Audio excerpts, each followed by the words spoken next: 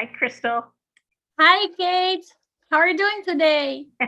I'm good. How are you? Very, very well. Thank you. What do you have in store for us today? Well, today we're going to speak about a quote by Bob Proctor. Okay. And it says, God's gift to you is more talent and ability than you will ever use in one lifetime.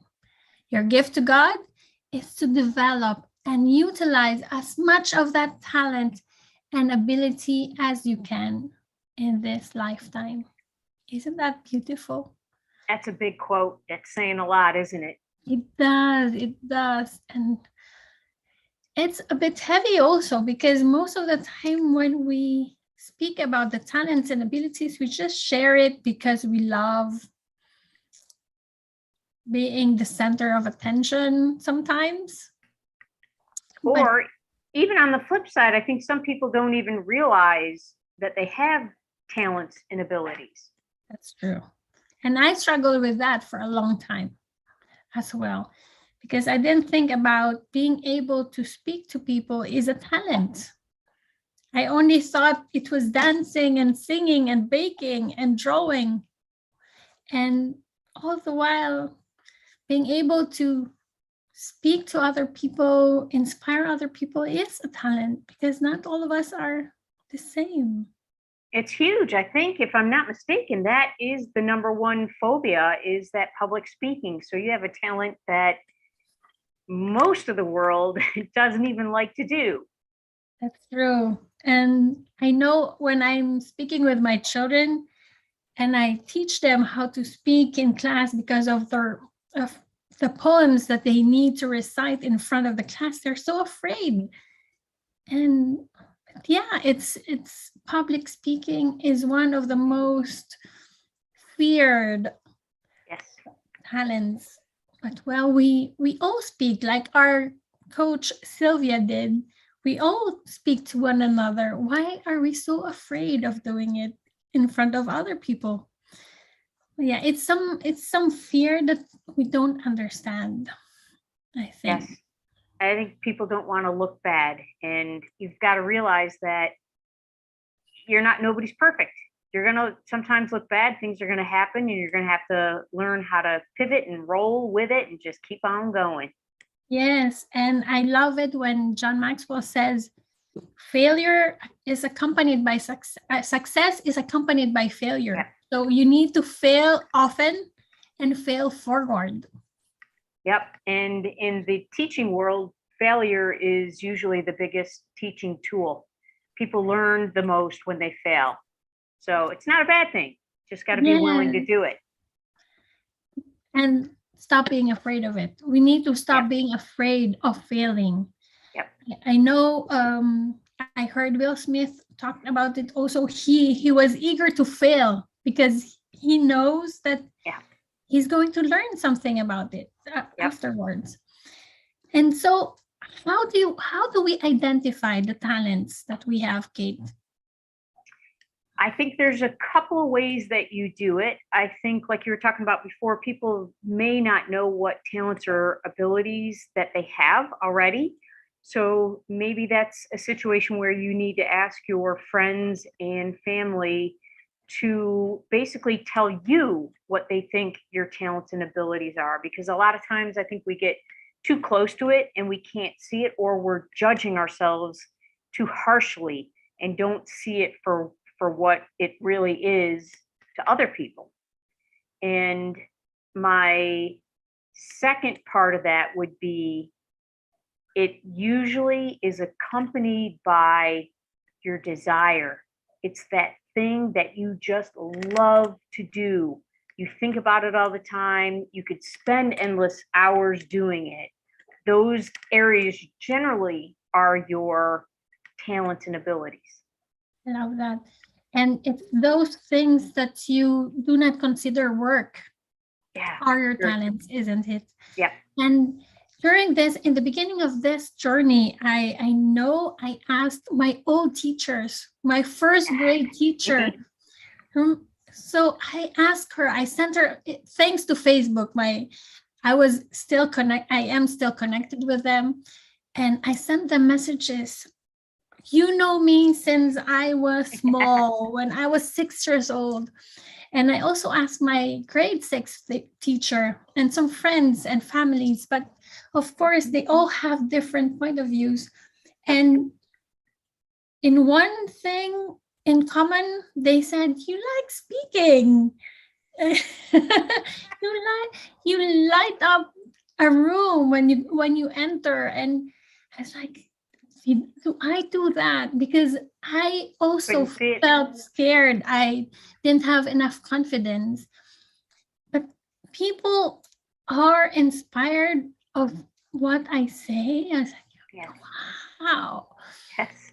And people learn from me. Wow, is that really me? We often look down to ourselves. Yes. But what's important is we need to be our number one fan. We should elevate ourselves more and believe that we are all created in God's image and likeness. So we all have talents different from one another because we are different. We are humans, and that's what we need in this world. We do not need robots who are the same. And there's only one of you, so do it really well. It's true. And I have another question, Kate. What do we need to utilize and develop them? These talents. Well, I think on the second part of Bob's quote, talking about that your gift back to God is to develop them, that means that get into it, do it, jump in with both feet, don't be fearful, become a master at it. And it's my belief that when you develop to the point that you're a master at it, you are sharing it back. You are passing, you're blessing other people by doing what you're doing. Because I'm not sure, if you think about people that are masters in their skill, their abilities, their talents, they generally pass that on. They pass that knowledge down to others. So I think that's why it's said that when you develop them, that's your gift back to God, is that now I've learned, I've become a master, and I'm going to pass it on to others. And I remember we were just discussing earlier that I listened to The 7 Habits of Highly Effective People by Stephen Covey.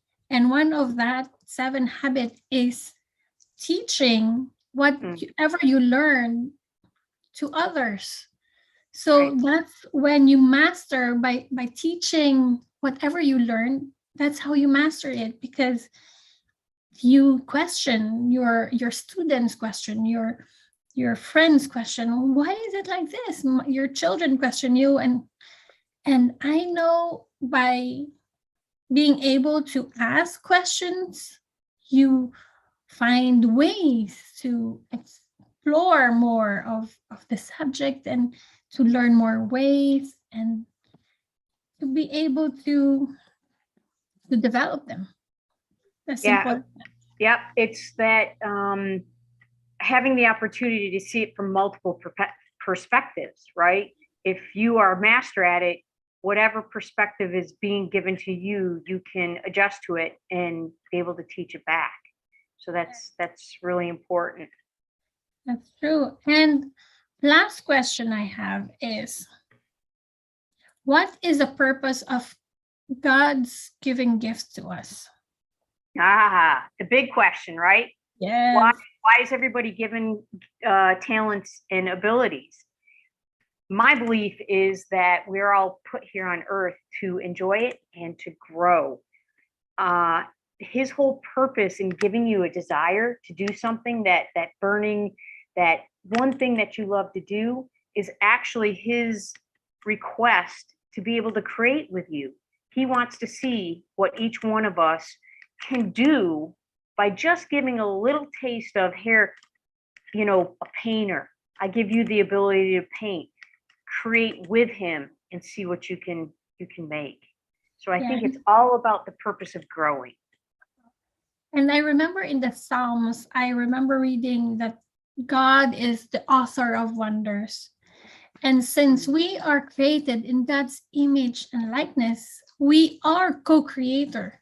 Absolutely. We create wonders as well because we are like God. We are from God. Yep.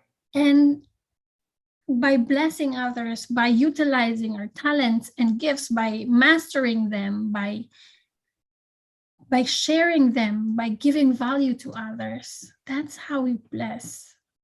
Yep. That's how we bless the world. That's how we make the world a better place in spite Yes. of what's happening in the world. Absolutely. I love it. And so, well, what else can what else are we waiting for? Right? That's the key here. So find whatever it is that lights your fire, gets you excited to do, learn it to the point that you're a master at it so that you can share it with others. And take care and be safe.